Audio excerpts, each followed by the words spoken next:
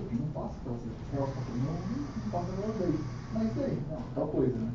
Aí, tipo, beleza. Não, O cara essa tava aula de aprendendo. moda não é. E o cara tava aprendendo. Aí 6 meses depois, o cara tava fazendo palestras sobre árvores. E, cara, não, nos 6 meses você não tem know-how. E aí ele ainda desse cara que tipo, fala, não, porque isso daqui é o futuro, tem que ser assim, não sei o quê. Mas saltou pra Aegis, né? Não, ele ficou de raça, Não dá tempo pra isso. você entender tudo que tem de ecossistema em Haskell antes de ir pra, tipo, dependente, né? Não, aí você bastante gente que faz isso, que começa aqui. E esses já são simples mesmo, é o pessoal que faz conferência, que apresenta, então. Não sei, tem uma coisa na comunidade funcional hoje em dia que eu acho que é meio tóxico. Pelo menos lá fora, né? No Brasil eu não acompanho muito, eu não sei. Essa empresa não funciona. Tem pouca gente ainda. Não, eu não sei se tem blogs, então. Isso aí é um perigo pra todo mundo, cara. Esse perigo pra todos nós. Só todo mundo. Eu já tenho um copo de café. Mas enfim, eu gostei pelo menos. Eu critico muita coisa. Você vê no meu feed ali, lá tem menos estresse, tem menos gente se xingando. Eu não tô lendo, mas perguntei como. Boa tarde a todos. Eu vim lá do Guarujá, aí com meu amigo aí de Santos.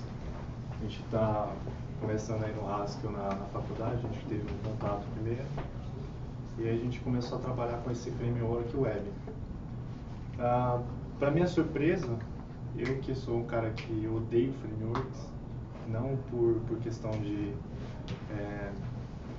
serem mal escritos às vezes, ou às vezes serem muito engessados, de tendenciar muito a uma forma de programar, mas eu me surpreendi com esse framework específico e comecei a trabalhar com ele já faz uns 3 ou 4 meses, por aí. Bom, primeiro vou falar um pouco da nossa agenda, vou falar um pouco da história do iZod, o porquê o iZod é legal, qual a diferença dele. A gente vai ver alguns exemplos de aplicação. O Olá Mundo, alguns trabalhos com RL, como você trabalha o formulário, e o Shakespeare Templates. Alguém aqui já ouviu falar alguma coisa de iZod? Beleza. Trabalharam já com algum pré-processor, estilos, SAS, alguma coisa? Então vocês não vão ter vão achar coisas muito novas não. Em relação aos templates de CSS. Bom, ele foi criado aí pelo Michael Snow. Ele começou esse trabalho por volta de 2009, e ele foi ganhando esse público mais voltado para a web desde então. Aí algumas pessoas que ajudaram ele nessa caminhada. Bom, por que o iZod, né? O que ele tem de mais? Primeiro, por estar baseado no ASCII, por ele ter essa plataforma por trás dele, ele vai validar os seus tipos, ele vai validar os dados que vão para dentro de formulário, que montam páginas em tempo de compilação. O que isso vai fazer, o que vai trazer de diferente à aplicação? Você vai conseguir evitar um ataque XSS, por exemplo. Por quê? O código que vai virar HTML, o código que vai virar CSS, o código que vai virar JavaScript, ele é passado direto pelo compilador para o servidor OARP, que o nosso amigo aí já falou. Ele trabalha com um processo assíncrono, então ele não depende de um processo especificamente terminar para ele continuar outros processos para montar uma página web. Isso agiliza a velocidade de trabalho dele. Escalável e performático. Então, como ele trabalha por trás do ARP, então ele faz já esse gerenciamento de threads para chamar os módulos, as dependências embaixo dele. E ele é um lightweight, né? Ele gera boilerplates, ou seja, você não precisa exatamente codificar o render, o dispatcher, todo o processo, digamos, para você ter uma requisição web, um retorno de início a fim, você não precisa codificar tudo. Ele te dá um boilerplate, ele te dá uma carapaça, uma armadura para você montar isso. Fora que ele tem recursos como routing, ele também trabalha com database.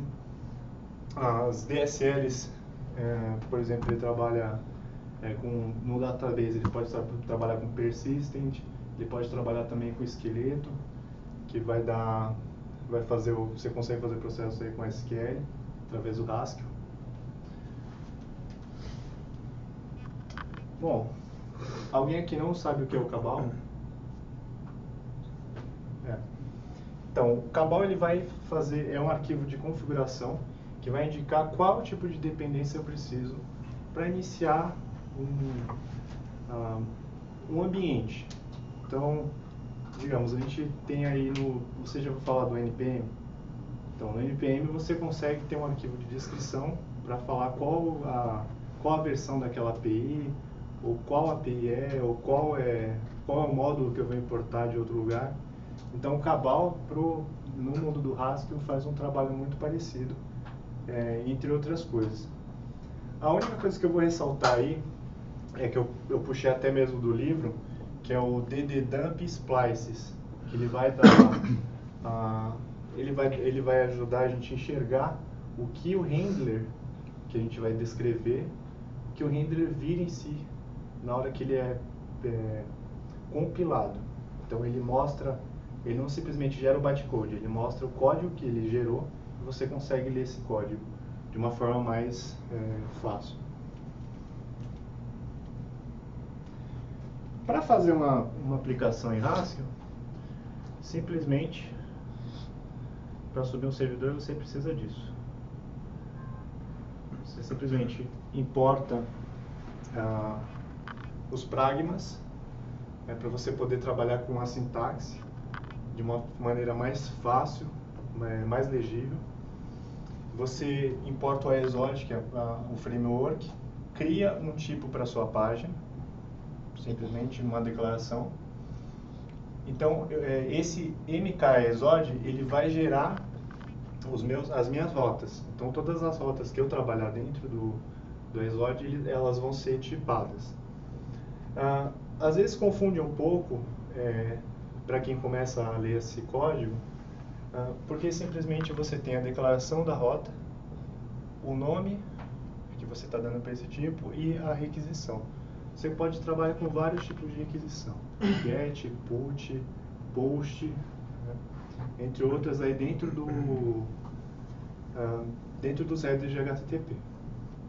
Então, nesse momento eu crio uma instância de AESOD com o nome da minha aplicação, ou seja, eu estou estou passando atribuições para essa parte da aplicação para ter visível o que está ocorrendo por trás do AESOD, eu ter visível dentro dessa aplicação para eu poder chamar os tipos.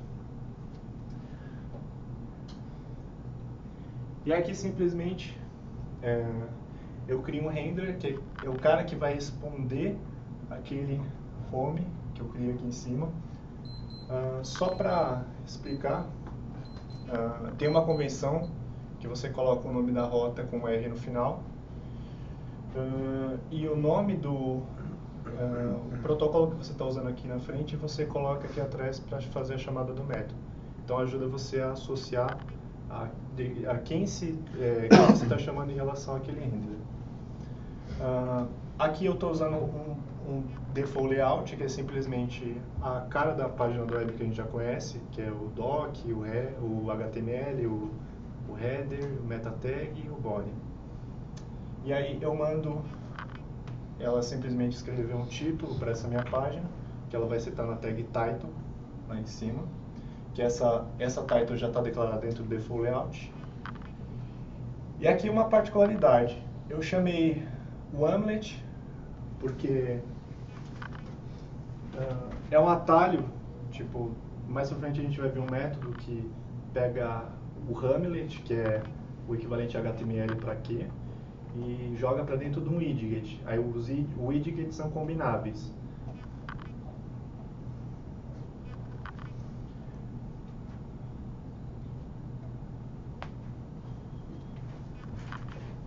Mas por enquanto simplesmente pensa que é o Hamlet.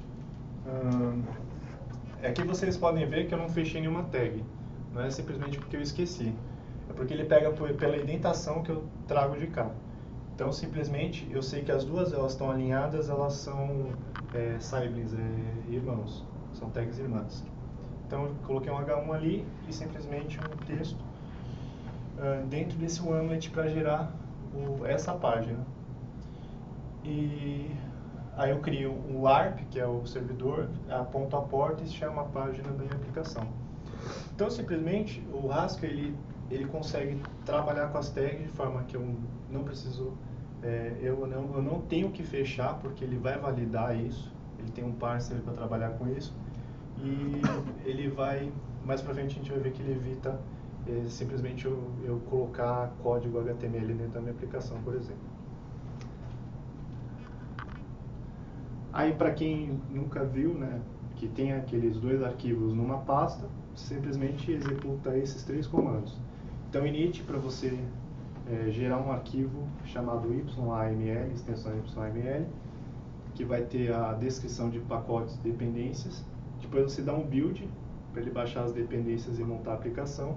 E você executa aqui, no meu caso, o Olá Mundo, você executa e sobe uma aplicação web sem mais nada. Você não precisa de Tomcat, de Apache, nada disso.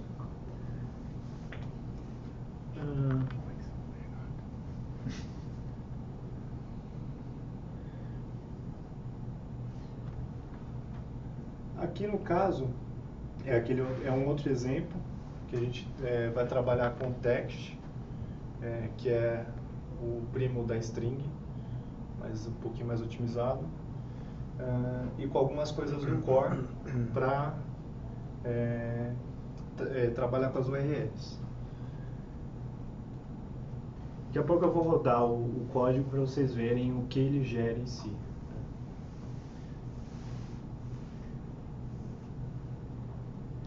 Bom, nesse código eu simplesmente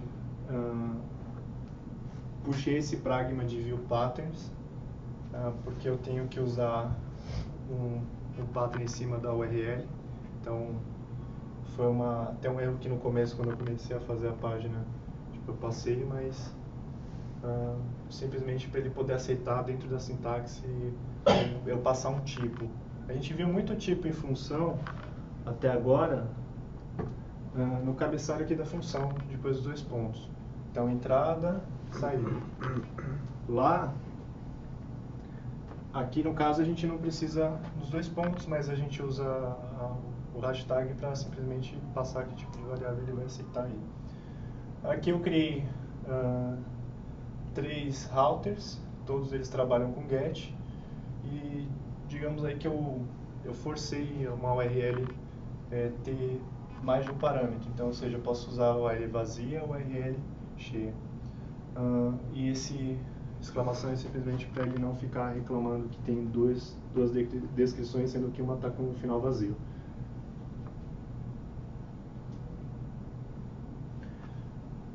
Aí, se eu acessar alguma URL que não esteja batendo com o que eu realmente já descrevi, já fiz a descrição em cima, eu sobrescrevi o not found, que é tipo uma página não existente, e passei uma mensagem de erro, página não encontrada.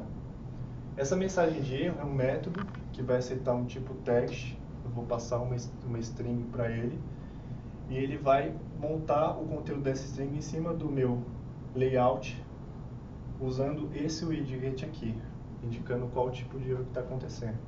Simplesmente para customizar, para mostrar, esse método já vem dentro do iExod, o default dele simplesmente mostra o número do erro e a mensagem, e eu sobrescrevi ele só para deixar tipo, diferente.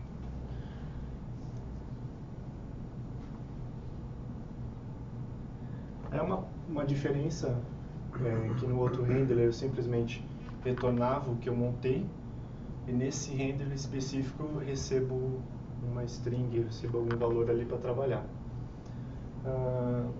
Como eu posso receber naquela URL vazia, posso receber sem a informação da mensagem, eu montei uma outra reutilizando o método anterior, que recebe um texto Então eu consigo trabalhar ele também sem o texto, que é o empty, que retorna uma string do tipo text e mais vazio.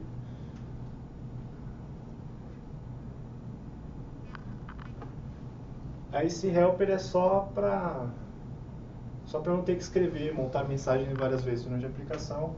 Eu chamo o layout default, que foi aquele que eu sobrescrevi. Jogo uma widget. Monto esse Hamlet, que foi aquele lá que eu expliquei, que eu chamo Hamlet. Simplesmente se eu jogar W aqui, eu não preciso desse método, que ele já vai retornar uma widget. E aí ele vai montar uma mensagem com o meu texto que eu recebi no parâmetro do text.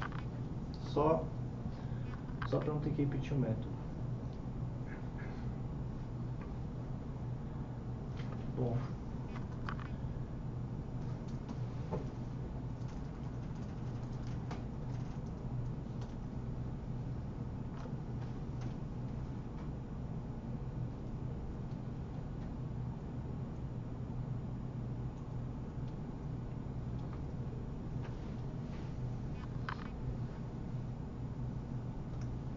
Ignore os warnings, por favor.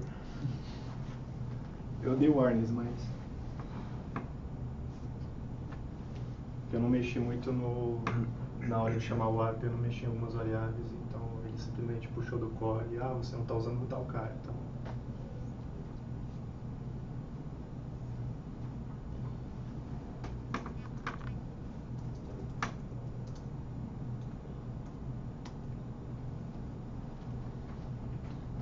Aí eu já estou rodando a minha aplicação, simplesmente com aquele código que vocês viram.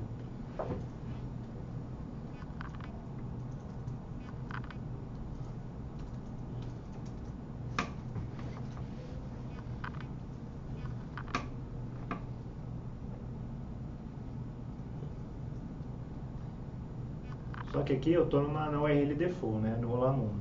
Se eu passar... Qual que era a URL mesmo? Mensagem.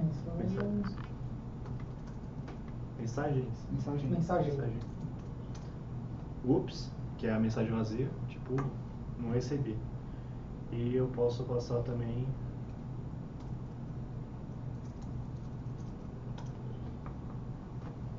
que ele vai aceitar os parâmetros também.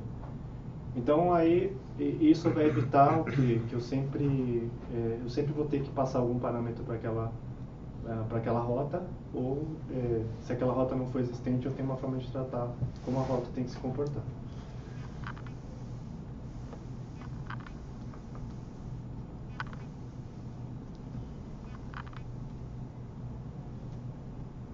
Bom, formulário, exatamente a mesma coisa, eu tenho meu arquivo principal e o cabal com a descrição do texto e dos cores para poder trabalhar.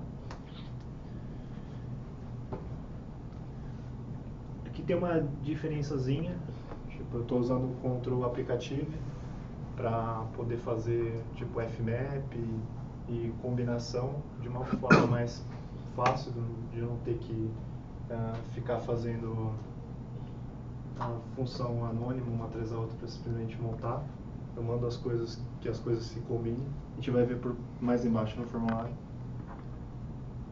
Então eu tenho a minha página da mesma forma, minha página chamada formulário, como eu fiz na outra. Só que agora eu vou trabalhar com um data type, que é uma descrição de uma estrutura de dados, que vai ter uma mensagem com atributo conteúdo do tipo text. Monto a minha rota. Só que aqui tem a diferença que eu vou trabalhar com os dois protocolos, porque eu vou ter que uma hora chamar o formulário via GET e submeter o formulário via POST. Então eu não preciso necessariamente declarar na URL aqui que eu vou qual variável que eu vou trabalhar para montar mensagem. Crio uma instância de formulário.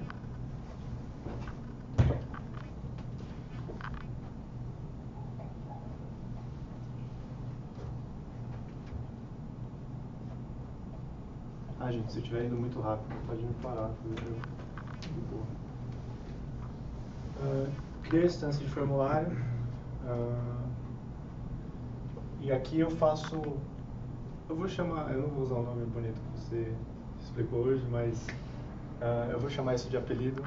Eu dou um apelido para esse tipo, de uma forma que eu não tenho que escrever esse mesmo código várias vezes, eu consigo simplesmente utilizar uma forma mais prática.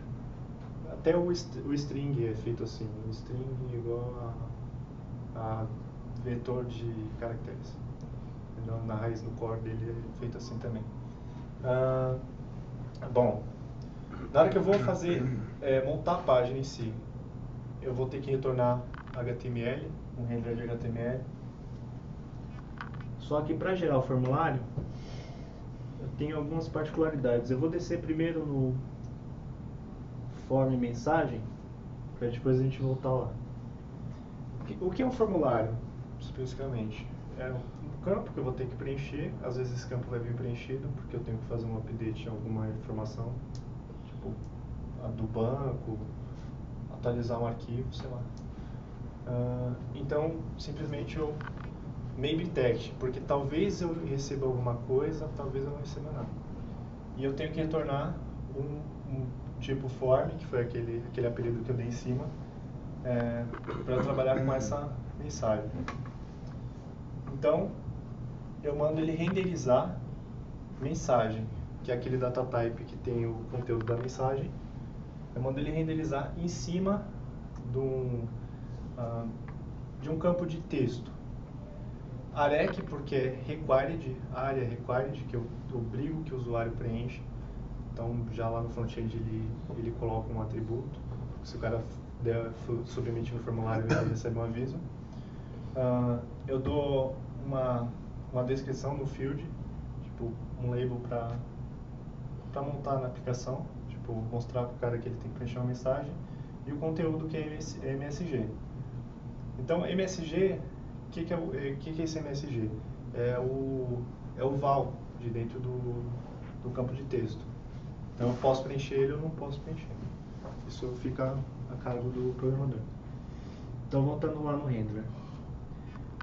Quando eu chamo o formulário, nesse caso eu passo um preenchimento, mensagem padrão, e eu mando ele gerar o form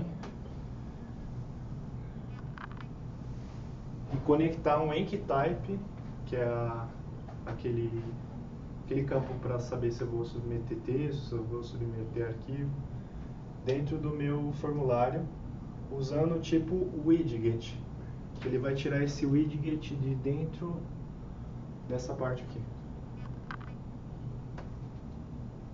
do render divs. Ele vai montar essa tupla, e essa tupla eu vou aplicar aqui embaixo. Então, o meu formulário, né, que está aqui embaixo, não, o widget form aqui embaixo, ele vai precisar de uma rota, de uma codificação e de uma montagem de widget, que seria isso aqui, que é esse template. No meu caso, eu coloquei tipo um título, o que eu quiser preencher aqui dentro. Se eu quiser adicionar mais campos, ele fica genérico. E eu poderia até colocar um valor de submit aqui para o botão já vir preenchido padrão dentro da chamada da função. A ação vai ser o meu router, esse cara aqui.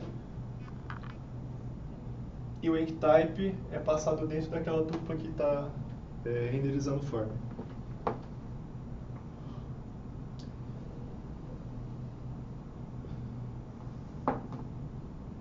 Então, montando o form, eu retorno ele para dentro de default layout que aceita o tipo widget, e está pronta a minha página, o get já está pronto.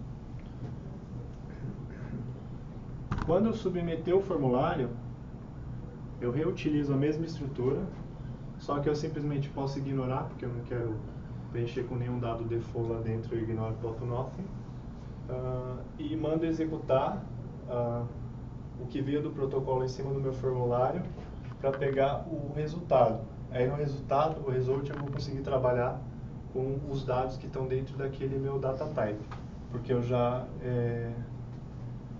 montei o form para aquele tipo de dado.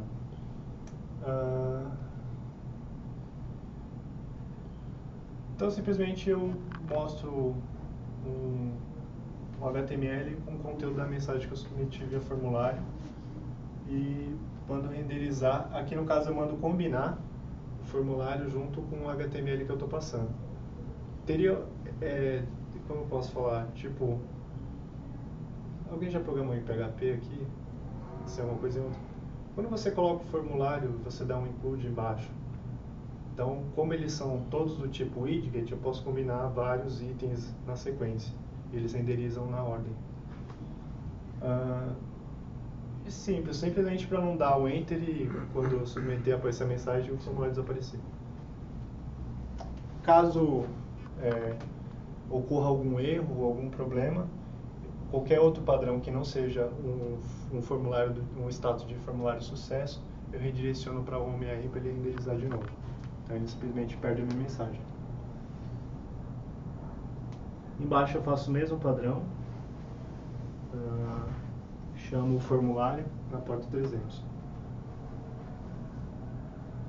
Aqui é uma sobrescrita do form de mensagem que eu fiz lá em cima, só que eu simplesmente ignoro a renderização das mensagens, tipo as variáveis que estão vindo nele. É uma sobrescrita do método padrão.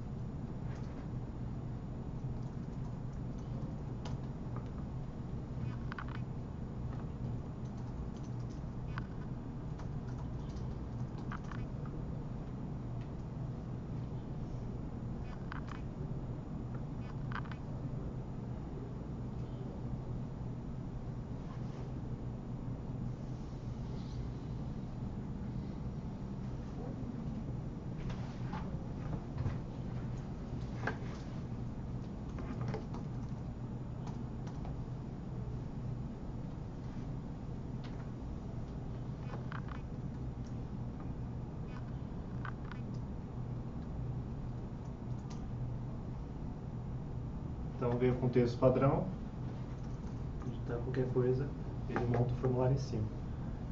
O legal disso aqui, eu não testei, mas acredito que ele vai validar isso. Em outras aplicações, se eu tivesse montado a mesma estrutura, provavelmente ele ia concatenar junto com o meu HTML e enfiar uma tag P lá em cima. Então, simplesmente ele não deixa isso acontecer. Por causa ele valida a abertura e fechamento de tags quando ele vai chamar o template. Então, isso fica a cargo do compilador.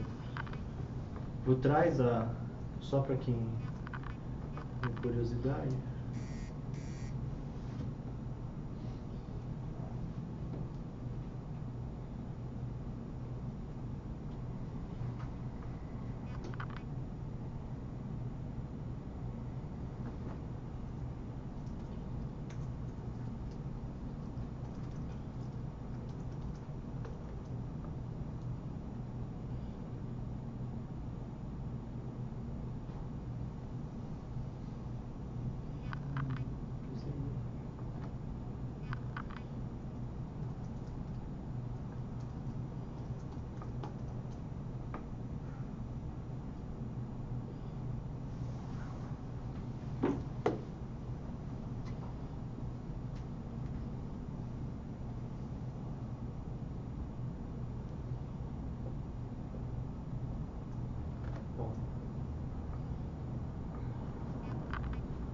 aqui em Raw Type ele realmente passou as tags do jeito que eu tinha montado. Só que na hora de montar a resposta,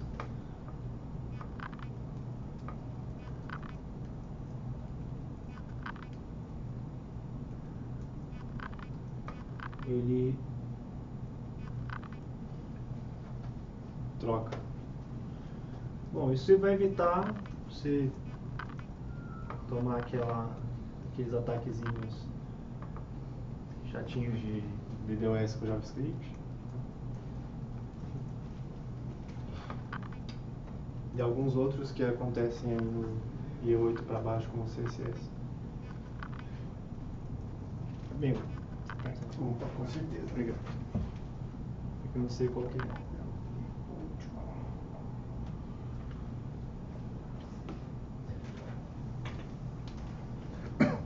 Bom, aí chega no nosso projeto de a gente poder trabalhar com alguns outros recursos do template Shakespearean template do Exode, que é basicamente são 4 tipos. O Hamlet é para HTML, então em vez de você colocar a estrutura toda do seu código com aquela tag de abertura e fechamento, que às vezes até pode confundir, você separa em vários arquivos e manda combinar as páginas, uma forma para você montar o seu layout do jeito que você bem quiser.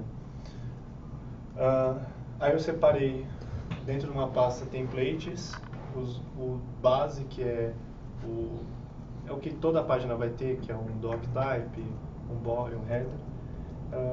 O default eu posso customizar, por exemplo, com uma mensagem, um alert ou alguma coisa é uma mensagem que eu posso mandar ou não para o front, dependendo de algum status da minha aplicação, algo do tipo. E aqui eu tenho o Cassius, o Lucius e o Julius. O Julius, você consegue trabalhar com JavaScript, e o Cassius e o Lucius são para renderizar CSS. A diferença dos dois é que eu fecho ele por indentação, e o outro eu posso fazer eu escrevo como se fosse um CSS normal, mas eu consigo usar variáveis e eu consigo também fazer um nash nele. Tipo, eu tenho uma tag H, eu tenho uma tag body, aí dentro dessa tag body eu tenho um H1, aí tem um P que é irmão. Eu consigo declarar, a gente vai ver mais pra frente.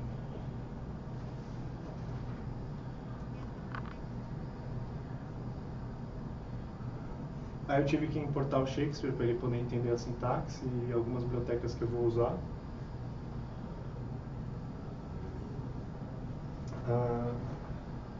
Então, primeiro eu isolei o import do text, porque tem text no Exode, tem text no Prelude, então eu usei o Qualified para fechar dentro dessa TS. Então, toda a referência de text que eu vou trabalhar está dentro de TS, a partir de TS.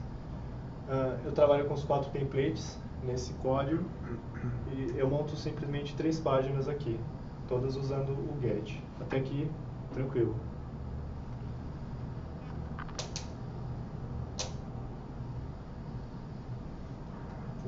Meu layout.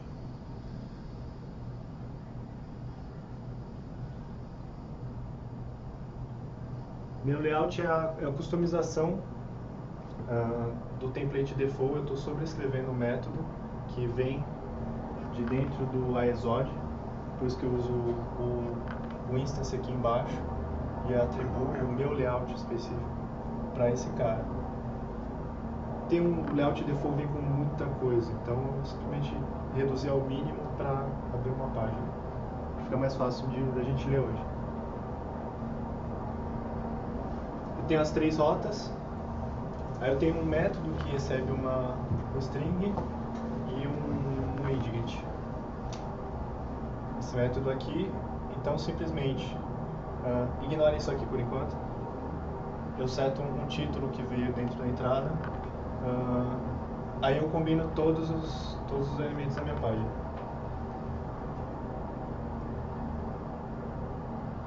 Então, header, a barra de navegação, o widget, que é o que eu estou passando dentro, para eu utilizar o método. O footer, ignore o face por enquanto. CSS Cassius, para ele renderizar e montar também o Lucius. Ele vai montar essas tags e jogar em cima do header da página, para renderizar a página de forma mais rápida. Não ter que depender do CSS parcial no final da renderização. E por último adiciono o Julius, que vai no final, quase fechando o body.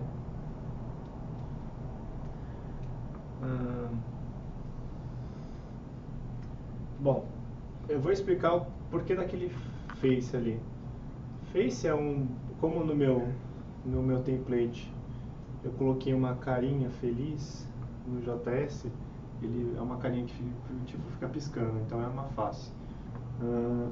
E eu tinha que ter uma forma de referenciar essa face dentro do CSS, do JavaScript ou até mesmo do Haskell, para ter uma referência do componente. Então, aquele new ident ele gera um ID único para aquele elemento e joga para dentro da aplicação. Então eu não tenho que me preocupar, será que algum outro programador já usou face dentro da aplicação, ou tenho que criar alguma forma de nome, ele simplesmente me dá esse método que facilita. Aí aqui as pequenas partes que a gente teve da aplicação, um header simples com H1. Como o H1 está com tab, ele vai saber que essa tag tem que estar dentro dessa. O nav, diferença é que eu não preciso declarar o URL, já que ele já vai pegar pelo tipo lá em cima. Eu não corro mais o risco de passar uma URL que não existe para dentro da aplicação, porque ele vai validar esse tempo de compilação. Com os títulos, um footer, que eu reutilizo aquele face, do tipo text, que é aquele new indent lá em cima, com a carinha.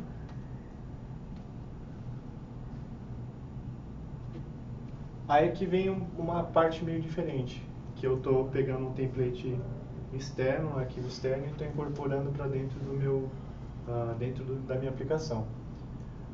Como eu declarei uma variável bgcolor para usar lá dentro do meu template, para não ter que passar ela na escrita do método, eu simplesmente usei o where para ele associar a variável. Vai ficar mais claro quando a gente abrir o Home Cassius. Eu tinha separado a apresentação em várias partes, eu ficava descendo o código. Esqueci.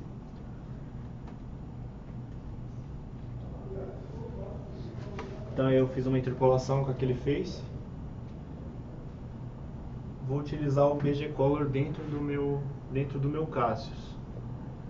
Aí ele fica bem simples. Se eu simplesmente não declarar um valor para aquele bgcolor, na hora de você tentar rodar, ele não vai compilar. Ele vai falar assim, bgcolor não tem valor, bgcolor não foi setado. O que é bgcolor? Ele não consegue preencher esse cara. Então o Cassius ele vai pegar por indentação. Tem um id content, um H1 embaixo desse item que tem esse ID, e tem uma propriedade background associada a ele. Esse hashtag chaves é para eu poder interpolar uma variável do Haskell para dentro do template. Às vezes leva um tempinho, mas você se acostuma. Bom, eu posso fazer isso com o Lucius também, só que a diferença é que eu tenho que declarar com as chaves, como eu faço no CSS comum. A diferença é que ele aceita você jogar um Nash dentro do outro. Aí isso vai renderizar depois um content H2 e um content seta first letter, para qualquer item que está embaixo. Aí eu fiz uma variável, uso o mesmo interpolador embaixo, que é aquele que eu usei no Cassius. Cor do texto é uma variável. Então uma comparação aí, eu escrevo o mesmo código nos dois, eles vão renderizar a mesma solução, aí vai do gosto do freguês.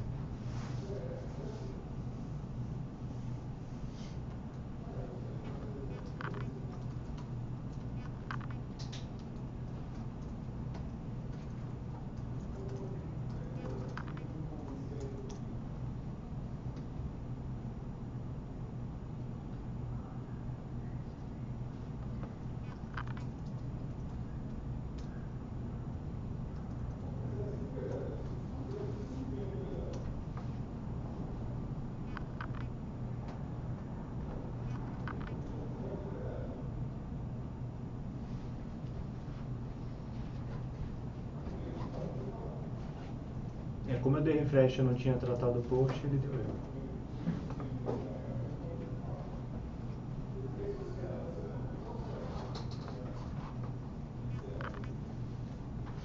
Então aqui ele fez a combinação exatamente naquela ordem que eu fiz, o header, o nav. Vamos trocar.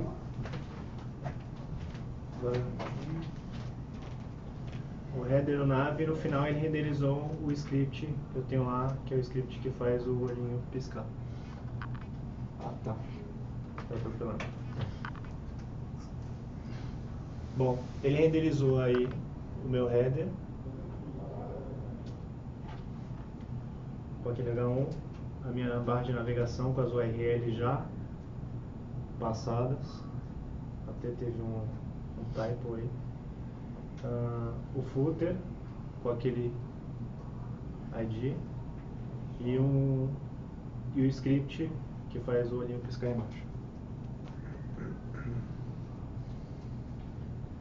Tem algumas soluções para você escrever código Haskell e passar para JavaScript, o Hash, por exemplo, mas eu nunca corri atrás para ver realmente como ele funciona. Eu escrevi só para mostrar que dá para usar o template do Julius.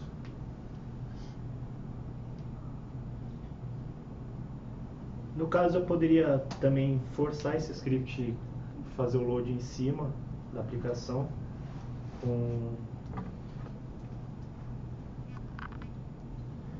como a gente usou aqui Twig Get Body, eu podia colocar o widget head, que aí ele renderiza antes da parte de baixo da minha aplicação.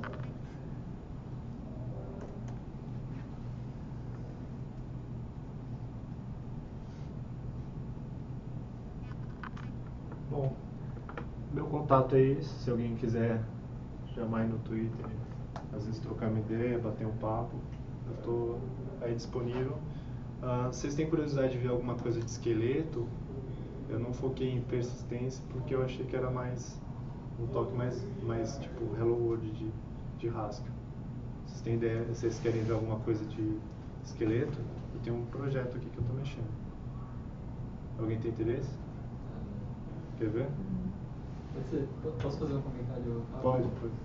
Se você rodar, eu escrevi tinha um comando no Cabal Run, que tipo compilava e rodava o executável padrão. E aí tem um plugin que eu escrevi para o stack para fazer isso. Foi aquele que tu passou? Não sei. Acho que foi. Não, Fast Reload. Não, isso é outra coisa. Isso é para tipo, sei lá, você não ficar esperando ele recompilar, ele tipo lança um processo de HCI e fica recarregando o devilman do boilerplate. Tá. Tipo o browser sync.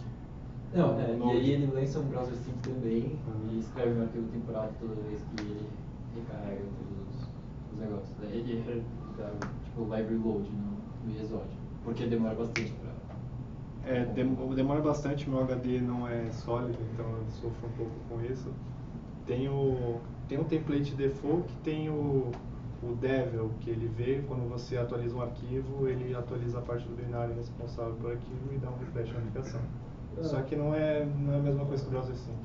Então, é isso que esse Exode Fast Devil faz. O stack run é só pra você não ter que escrever stack build, stack exec, não sei o que. Mas é tipo, porque no Cabal você não precisava fazer isso. Antes eu usava o Cabal e eu fiquei muito viciado no FP Complete, que é a ferramenta que torna você mais vagabundo no mundo do Haskell. Simplesmente você escreve o código e se tiver errado ele vai ficar piscando uma barra vermelha embaixo. Então você está ali na faculdade, você não tem ambiente, aí você abre o browser e começa a programar. E aliás eu perdi tudo, eu estava montando um jogo de cartas lá dentro e eu não tinha versionado no Git, porque eu falei, o código tá uma bosta, de qualquer jeito. Eu falei, vou deixar aqui e depois eu vejo. Aí passou o Natal, quando eu abri o FP Complete já não tinha mais nada ao meu lado. Mas ainda lembro dos datatypes um pouco. E sobre gerar JavaScript no Exode, eu vi um cara me mostrou uma versão do Hamlet modificada para gerar código do T3. Eu achei muito louco. Código T3?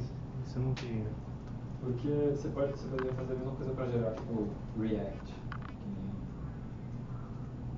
Que tem no Node esse lance de tipo renderizar o React no servidor e depois. Qual comando você falou?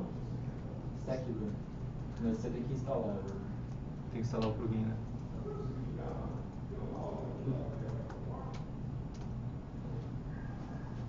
Eu acho que esse tá com template.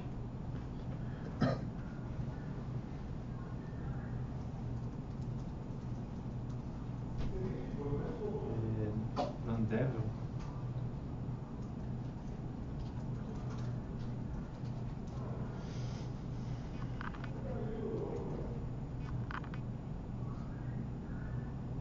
Exódio dela.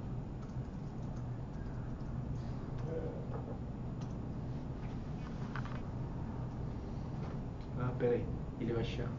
Tô com o Postgres fechado. Que ele verifica se os data types estão criados nas tabelas, se a conexão fecha, senão ele simplesmente vai começar a reclamar que a aplicação não está compilando porque o banco de dados não está conectado.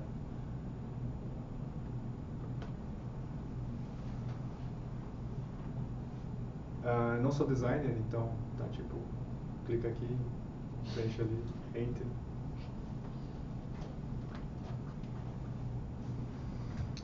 Ainda vou aprender a usar o Photoshop.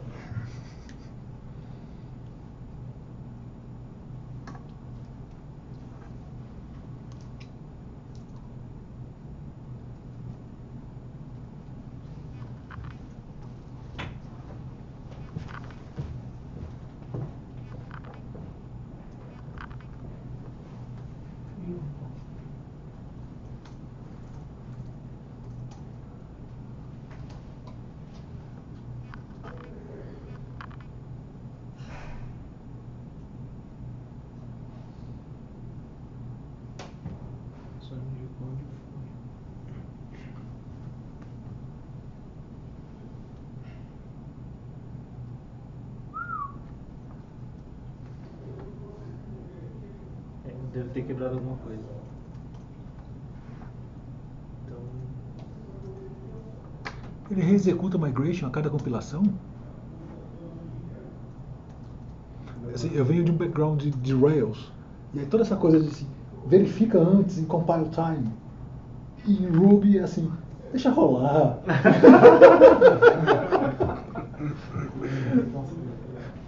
Depois a gente pensa nisso. Deixa o cliente ver o erro. Verificação estática, né?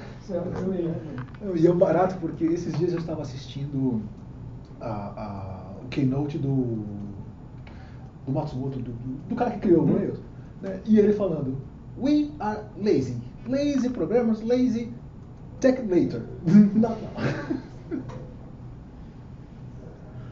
Mas ele menciona... Mas é de propósito, então. Sim. É por design, não é? Mas essa do design é outra maluca, né? Que você vai abrir não em open source, mas você abre um bug para o time de desenvolvimento, anexa um monte de evidência, e aí o retorno que você tem é works as designed. O cara me explica por que quebrou works as designed. Over. É uma feature, não? Exatamente.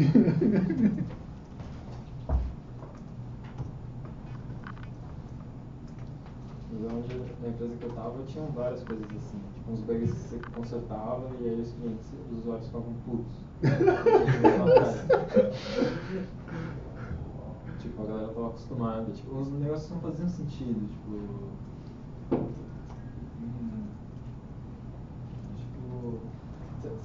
se você digitasse tipo 1 hora num lugar, ele se comportava de um jeito. Não, né? Se você digitasse ponto 5 num input de horário, ele dava tipo meia hora. Se você digitasse tipo 2, Era um ele dava bug. 2 minutos.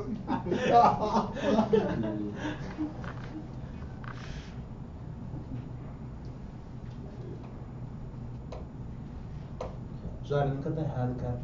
Você não pensou no Tipo, design, se não compila em pensaram rasto. nisso. Caraca, Porra. tá funcionando, bicho. Bom, acho que agora vai. Peraí. Onde você está, meu amigo?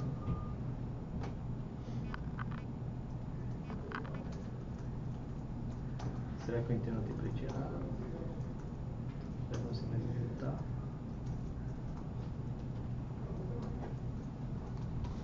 Ei.